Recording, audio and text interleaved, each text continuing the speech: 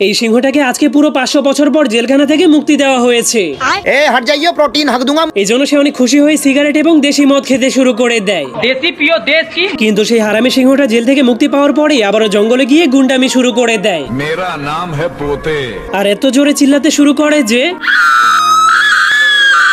তার 32টা দাঁতই খুলে পড়ে যায়। তখন জঙ্গলের পশু পাখিরা তার গর্জন শুনে এতটাই ভয় পেয়ে যায় যে ল্যাংটা হয়ে পালাতে শুরু করে দেয়। এমনকি কুমিরেরা তাদের পুকুর ছেড়ে পালাতে শুরু করে দেয়। আর উট পাখি তো প্রচন্ড ভয় পেয়ে নিজের মাথাটাকে মাটির নিচে ঢুকিয়ে মাটি নিয়েই পালাতে শুরু করে দেয়। हमको सिर्फ फांसी का सजा चाहिए। আর ক্যাঙ্গারুর বাচ্চা তো প্রচন্ড ভয় পাওয়ার কারণে তার মায়ের পকেটের মধ্যে লুকিয়ে যায়।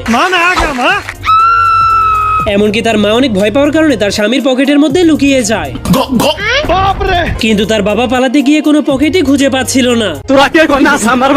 এজন্য সে নিজেই নিজের পকেটের ভেতরে ঢুকে যায়। এমনকি সাপও প্রচন্ড ভয় পাওয়ার কারণে